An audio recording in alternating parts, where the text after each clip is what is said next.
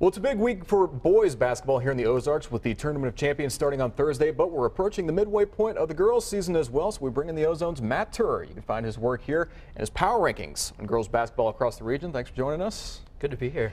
Let's start with the game you covered just on Friday. Stratford, the reigning Class 3 champs, against the number 2 team in Class 2, Skyline. Both favorites to get to state.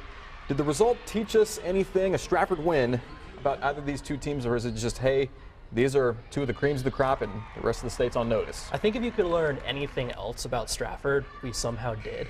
I mean, they can win basketball games in any way possible. You saw in the pink and white tournament, they won the championship against Mercer County, 76-75. High scoring game, shootout, came down to the last seconds. This one, quite the opposite. Haley Frank went out early in foul trouble. They had to really buckle down defensively against Skyline, and they did. Held them to a season-low 34 points. Zoe Mulling stepped up for Stratford in the first quarter with 8 points. That was huge. And especially against an opponent of that caliber, good for Stratford to see what else. They already know they have a very talented team from last year because most of them are still here from that state talented team. So even with Haley Frank out, they can play with top competition. But with Skyline in Class 2, as I said, Crane, that great class graduating. But the next 3 ranked teams beyond Skyline are Gainesville, Thayer, and Norwood, all undefeated. For you, what do you think is the biggest test for Skyline, the biggest threat to them potentially winning a title? That's tough. And they're not going to see each other until sectionals, any of those 3 teams with Skyline. But out of those 3, I think Thayer right now has impressed me the most. And that's not saying the other 2 haven't impressed me. It's really close. Class 2 is just so crowded. But Thayer, what they did against Salem, what they've done this year, 12-0 start, and they're scoring, they're playing in defense. They have, I hesitate to call her this, maybe a star, Julie Stone, who can put up 25 points on any given night. Really talented basketball team.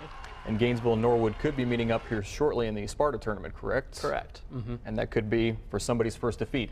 What about Class 5? Because we still have another state champion from the Ozarks, Kickapoo. Now, there are 9. Lebanon is 10 in the coaches poll in the state rankings. You've got them 4, the Lady Chiefs, in the power rankings. Kickapoo's already beaten Lebanon twice. Is that too low for the Lady Chiefs? I think so. Early season, Kickapoo dropped games by single-digit points to Jeff City and Washington, the number 5 and 1 teams in Class 5 right now. Washington's still undefeated. I don't see how you punish them for that.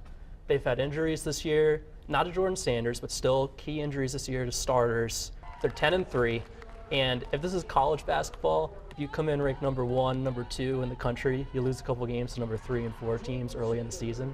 You're not suddenly a 4 or 5 seed when it comes March. Kickapoo is still one of the top 5 teams in Class 5 in my opinion. It should be where they are, and they beat Lebanon twice by double-digit points just in the last week and a half. And still the likely favorite to win the Ozark Conference. They've still got a couple non-conference opponents sprinkled in there the rest of the season, but again, it'll all come around in districts. Yeah. Who else has surprised you, an under-the-radar team that maybe we're not talking about enough? Rogersville. And you don't hear that just from us here at the Ozone, but from coaches too. If you talk to them about Rogersville, all you hear about is fundamentals, fundamentals, fundamentals. They have that down. No matter who they play, it seems to be a 50-45 type game, whether that is Stratford.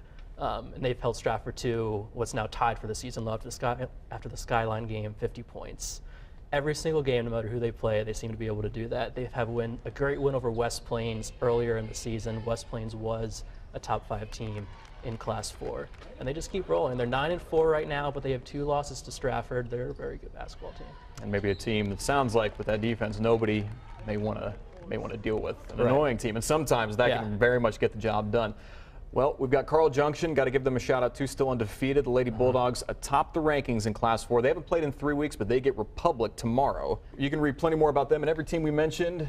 Matt Turer's work at the Ozone. I think we'll both be at state basketball, and it could very well be littered with Ozarks talent. So thanks for coming on. For sure.